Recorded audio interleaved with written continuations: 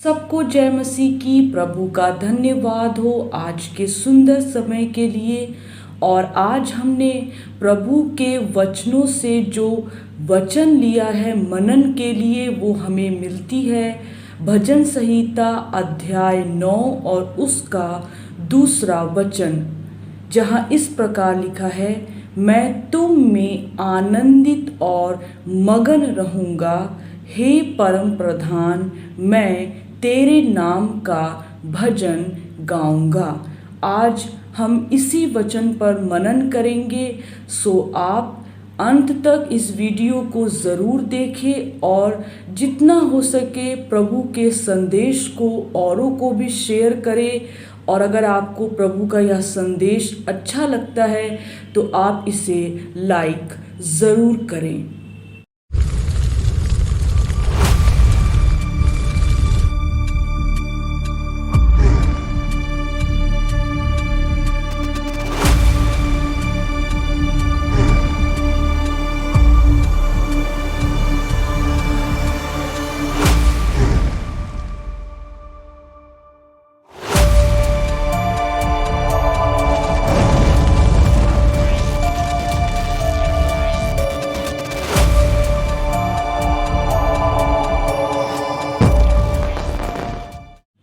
तो आज हम भजन संहिता अध्याय 9 और उसके दूसरे वचन पर मनन करेंगे, जिसे हमने पवित्र बाइबल की पुस्तक से लिया है, जहाँ पर इस प्रकार लिखा है, मैं तुम में आनंदित और मगन रहूँगा, हे परम प्रधान, मैं तेरे नाम का भजन गाऊँगा। आखिरी बार ऐसा गीत कौन सा है जो आपने खुद बनाया हो, या आखिरी बार आपने ऐसा कौन सा गीत है जो प्रभु के लिए खुद से लिखा हो। ऐसा नहीं है कि हम ऐसा नहीं कर सकते, पर बहुत सारी ऐसी चीज़ें हैं जो हमें प्रभु में बढ़ने से रोकती हैं।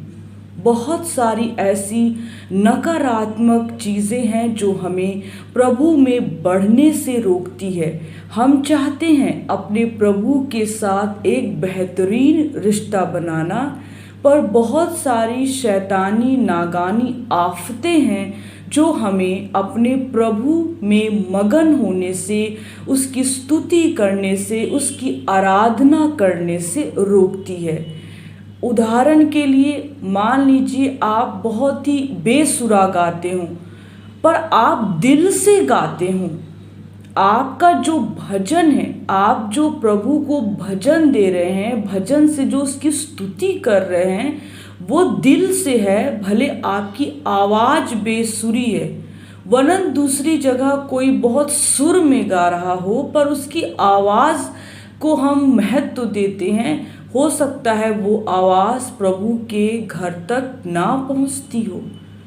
तो जो हमारा सच्चा श्रोता है, वो जो आराधना है, वो आत्मा और सच्चाई से देखता है। उसे आपके बेसुरे गाने से या आपके बेसुरे बोलने से कोई मतलब नहीं है। मतलब यहाँ यह है कि हमें अपने परम प्रधान के साथ आनंदित और मगन होना है। यहाँ पे राजा दाऊद लिखते हैं कि मैं तुझ में ही आनंदित और मगन रहूँगा। मैं राजा हूँ, मेरे पास बहुत बड़ा दरबार है, बहुत सारे लोग हैं, सब कुछ है, पर मेरा आनंद तुझ में है। मैं मगन कहाँ हो सकता हूँ? तुझ में।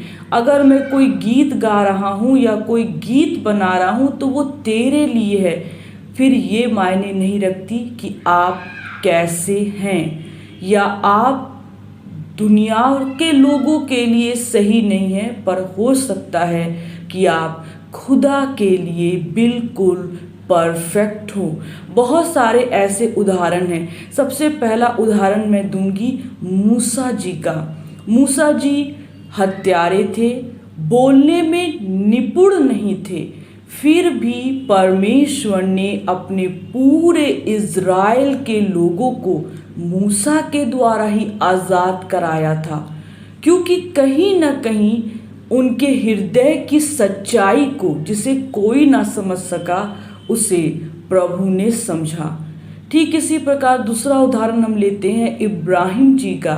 इब्राहिम जी को परमेश्वर ने बहुत सारे नेशन का पिता बनाया, बहुत सारे राष्ट्रों का पिता बनाया, जबकि उनकी पत्नी बाँझ थी। फिर भी परमेश्वर ने इब्राहिम की आराधना और उपासना को देखा। उसने यह देखा कि इब्राहिम दुनियावादी लोगों में मग्न होकर मुझ में मगन होता है, मुझ में आनंदित होता है और सच्चा उपासक है। इसलिए परमेश्वर ने उसको इतनी बड़ी आशीष दी। ठीक उसी प्रकार दाऊद भजनकार भजन के द्वारा परमेश्वर को महिमा देता था। इसलिए उस छोटे से बच्चे को परमेश्वर ने गोलियत को हराया और उस छोटे से बच्चे के द्वारा परमेश्वर ने इज़राइल में बहुत सारी चीज़ों को विकसित किया। ठीक इसी प्रकार हम देखते हैं कि यीशु मसीह ने भी जितने चेलों को चुना, कोई निपुण नहीं था, प्रशिक्षित नहीं था, कोई हायर लेवल में नहीं था। यूहन्ना जो जकरिया और उसकी पत्नी जो बाँझ थी, परमेश्वर ने उन्हें चुना क्योंकि वो उनके हृदय की गहराई को, उनकी आराधना को जानते थे। इसलिए परमेश्वर ने यीशु मसीह के आने वाले दूत को, जो उनके मार्ग को सीधा करे, जकरिया और उसकी पत्नी को यूहन्ना के लिए चुना। तो आज ऐसे बहुत सारे बाइबल में उदाहरण हैं जिसके द्वारा हम यह सीखते हैं कि जब हम अपने प्रभु की आराधना, जब हम अपने प्रभु को आत्मा और सच्चाई के द्वारा जब हम उसकी आराधना करते हैं, जब हम अपना प्यार उसके प्रति यूँ व्यक्त करते हैं, फिर वो मायने नहीं रखता कि आप बहुत बड़ी सुरीली सभा में बेसुरे आवाज़ में गा रहे हैं, क्योंकि परमेश्वर की नज़र में चुने हुए तो आप ही हैं। बस हमारा परमेश्वर हमारे साथ आनंदित और मगन होना चाहता है। परमेश्वर का वचन कहता है कि उसकी आराधना आत्मा और सच्चाई से करो। अपने आप को निर्बल, कमज़ोर, गरीब या अमीर या विकलांग या बेसुरा या हारा हुआ, त्यागा हुआ मत समझो, क्योंकि जो आपके साथ आनंदित और मगन होना चाहता है, उसकी दी हुई खुशी की कभी अंत नहीं होता है। इसलिए यहाँ पर भजन संहिता अध्याय 9 उसका दूसरा वचन कहता है कि मैं तुझ में ही आनंदित और मगन रहूँगा। कोई मेरे साथ आनंदित और मगन है या नहीं? किसी को मेरी आवाज़ या मेरा व्यवहार जो कि मैं आप में व्यक्त करता हूँ मेरे प्रभु पसंद है या नहीं?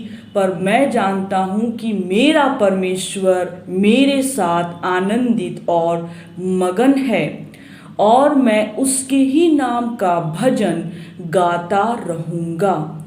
आज हम सभी अपने हृदय को खोलें और अपने प्रभु को आमंत्रित करें, उनसे कहें कि प्रभु चाहे हम जैसे भी हैं, हम तेरे बनाए हुए हैं, इसलिए हम में कोई कमी नहीं। दुनिया के लोगों को कमी दिखती है, पर जो हमें बनाया है हम में कोई कमी नहीं है, क्योंकि हमारे बनाने वाले परमेश्वर में कोई कमी नहीं है। इसलिए मैं आपके साथ अपना हृदय खोलकर आनंद और मगन रहूँगा और हे मेरे परमेश्वर, मैं तेरे नाम का भजन गाता रहूँगा। आज इस वचन के द्वारा प्रभु आप सभी को, आप सभी के परिवारों को बहुत आयत की आशीष दे और खुद में बढ़ने के लायक बनाए। जिस तरीके से उन्होंने बहुत सारे बाइबल के कैरेक्टर्स को चुना अपनी सेवा और अपने उपासना के लिए, उसी तरीके से प्रभु हम सबको अपने राज्य के लिए इस्तेमाल करे। मैं पूरी उम्मीद करती हूँ कि आज का ये संदेश जो है, जो प्रभु ने मेरे द्वारा आप सभी के साथ बांटा है, आप सभी के लिए आशीष और बहुत ही ज़्यादा बरकतों का कारण हो। सबको जय मसीह की।